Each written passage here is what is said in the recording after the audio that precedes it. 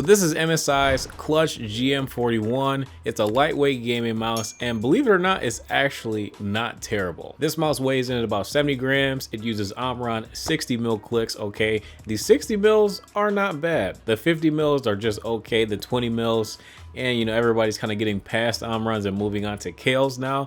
But I think the 60mm click is actually not bad. Take a quick listen to it.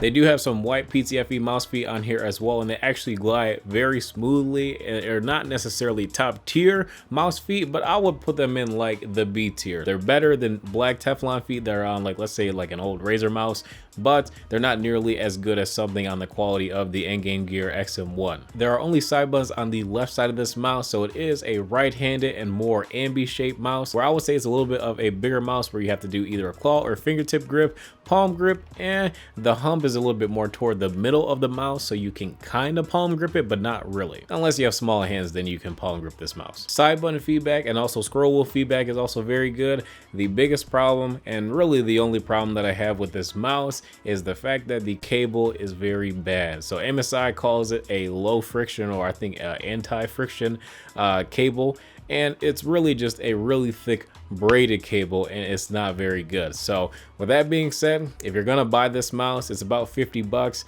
and you gotta add on a paracord, because this cable, you put in a mouse bungee, it's fine, but it would be much better if this was either wireless or had a paracord. So I'll leave links to W paracords in the description below. I'm not too sure if they're gonna make paracords for this mouse, but if they do make paracords for this mouse eventually, or with another one that we confirm is compatible with this PCB, be sure to check them out, link in the description below. But otherwise, this mouse is pretty good. I just don't really feel like having that horrible cable makes it that competitive. But again, the Viper Mini also has a horrible cable, and we can paracord that, but at the same time, the Viper Mini goes down to as low as about 30 bucks. Even though it's a smaller mouse, it's still, you know, a pretty decent option. But we've seen the Viper Mini on sale as low as 30 bucks.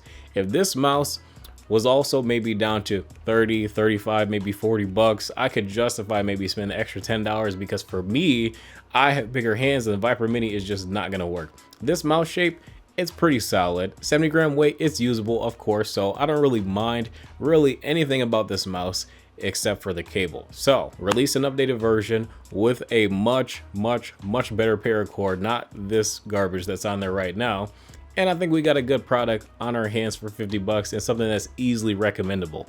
Now, would I rather use this or a Model O or something like that? More than likely, I would probably rather, you know, use something like that, but to be honest, I even feel like MSI probably will have better quality control than Glorious right now on the Model O. So with that being said, this mouse isn't horrible, it just has a really bad cable. Keep that in mind if you're interested. Again, check out W Paracords, link in the description below. We'll see if they're gonna make paracords that are compatible with this kind of PCB, but thanks again for watching. I will see you guys in the next video, but before you go, don't forget to drop a like and subscribe to the channel as well. Hit that bell for notifications so you're notified the next time I post another video. But thank you guys so much for tuning in. I will see you in the next video.